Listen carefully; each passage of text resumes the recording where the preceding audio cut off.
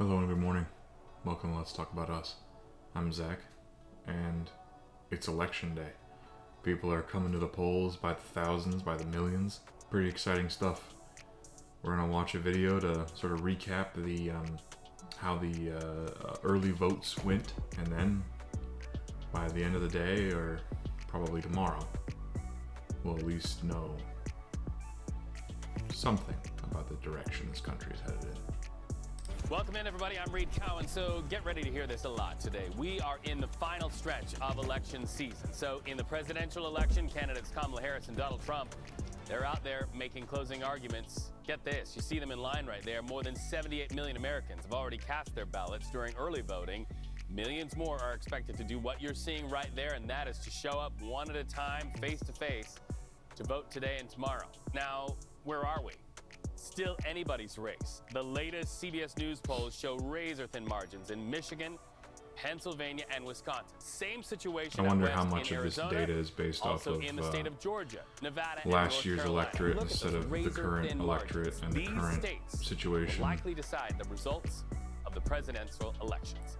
Vice President Kamala Harris and former President Donald Trump are fighting for those 10 electoral votes Or at if, stake in God Wisconsin, forbid, where they've more been than using 1 million early voters have AI already cast their to ballots calculate so far. CBS News national averages for the correspondent polls. Janet Shamlian is live for us in Milwaukee. Janet, how are officials preparing for this huge number of voters that are expected to show up today? So, Reed, this is all about protecting not just the poll workers, but the voters as well. There will be 3,611 polling places in the state of Wisconsin tomorrow, 42 counting centers.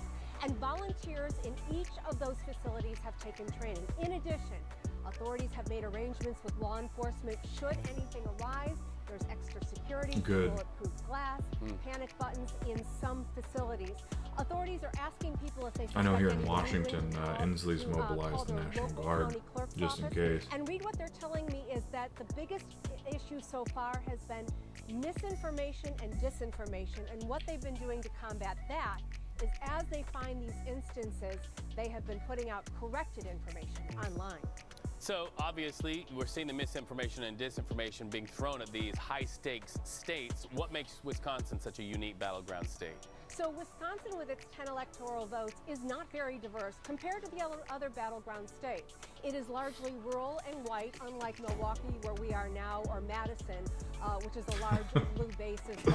So everyone Such a is really funny going but after accurate those red description voters, and of specifically Wisconsin. Both campaigns We are have been rural and targeting in those white. red areas, not just new voters, but people who haven't voted recently. It's really thought that here in Wisconsin, that this is going to be decided outside of the cities and by razor-thin margins. Let's look at 2016, when Trump took it by only 23,000 votes in the state of Wisconsin. 2020, Biden by 21,000 votes.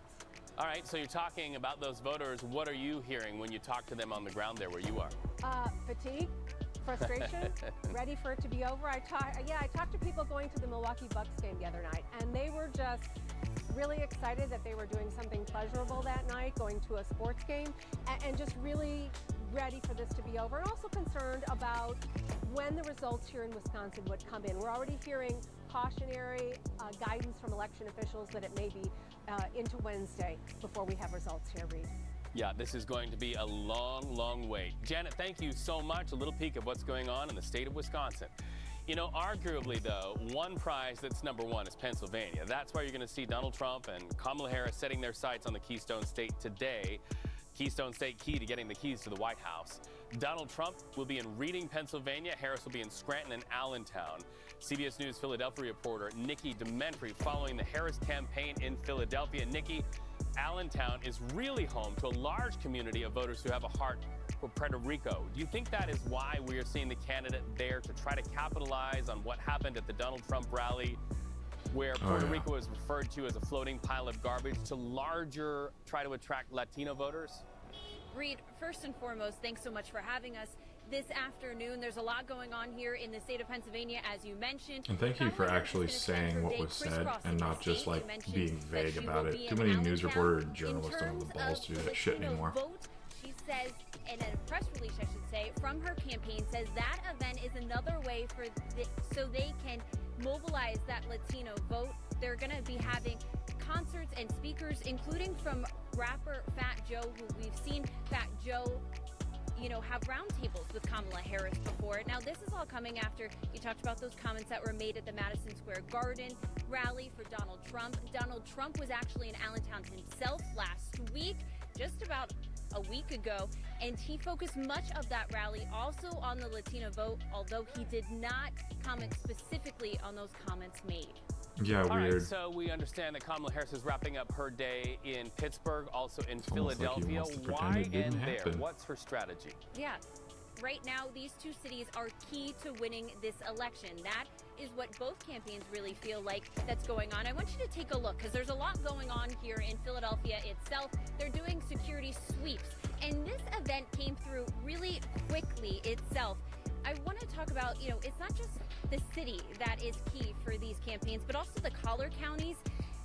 Harris is set to be in Pittsburgh during the early afternoon. Then she's going to hop on a plane and come here to Philadelphia early in the evening to end Election Eve here in the city of brotherly love. Now, both of these events are going to have a lot of star power here.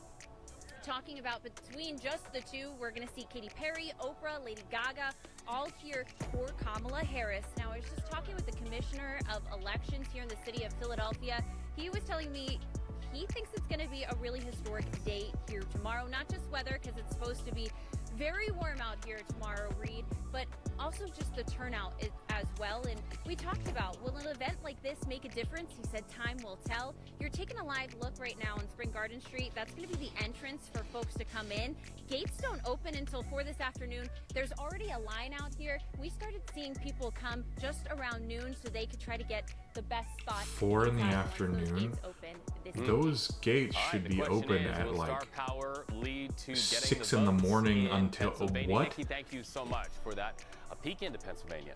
Meanwhile, let's It's talk about literally the state of voting Illinois. day. As soon as you're getting voters the employees in eagerly there, waiting to that's turn when in it should their be open. ballots. But we understand if you live in that area, some places have Ridiculous. a longer wait than others. So just be prepared. CBS News Chicago's Marissa Perlman at Chicago's Super 4 Site p.m. reporting that some people waiting hours just to take advantage of early voting there. Watch. Today is the last day for early voting across the city of Chicago's 50 ward super sites. And here in the Loop, it has been a busy morning at the city of By the way, Chicago's that's something super you can site. While change turnout with has been local strong elections. citywide, it's still Make sure you're lagging paying attention to behind who you're 2020's electing numbers. locally, So far, so you more can than make sure your voting is fair 454,000 and ballots easily have been available. received by the city's Board of Elections, both from early voting and vote by mail. But that's actually a few 100,000 votes less than this point in the 2020 election. Nearly 550,000 pre-election day ballots have been cast across the Cook County suburbs. A line around the block this morning before doors opened at the Chicago Super Site here. We spoke with the first people in line. They got here about an hour and a half before the doors had been opened. Lines were long over the weekend here too, some waiting up to 3 hours to take advantage of that early voting window. The Chicago Board of Elections. See, I says like some this. early I like voting this sites are energy. seeing higher foot I traffic feel and like closer voting public day transit. We should spoke with feel one voter like who will be casting her ballot in her old first Black presidential Friday. election. She was Like, first in line it here should and feel set like up the last kind of night to make sure energy she was that prepared old to Black cast her Friday vote. used to feel like. That's what Sometimes every it might voting feel day like should be our like.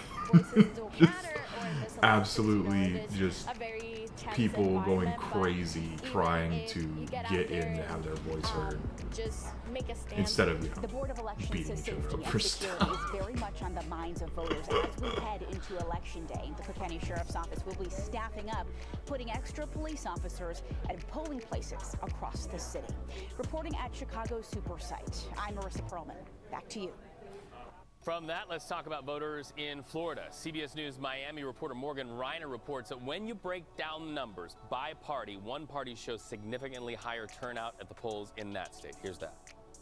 Historically, Miami-Dade County has been a blue county, but in recent elections, there has been a reddening trend. And what we are seeing with now the end of early voting is that that trend has been exemplified. Here in Miami-Dade County, there have been about 870,000 people that had voted. In that, when you break it down by party, there have been 33,000 more Republicans than Democrats that have voted. In now, Florida? we spoke to Weird. the Democratic Party throughout the week, and they kept saying they hoped that would even out by the end of the week because the Republican Party was really emphasizing voting early in person, whereas the Democrats were really emphasizing voting by mail. But that tightening of the gap did not happen in the way that they wanted to. Now, in Broward County, just north of Miami-Dade County, Democrats do have that stronghold still. There have been about 150,000 more Democrats that have voted than Republicans. Now, when you look at statewide in Florida right now, the latest numbers from the state indicate that Republicans are voting more than Democrats. About 8 million people have voted so far.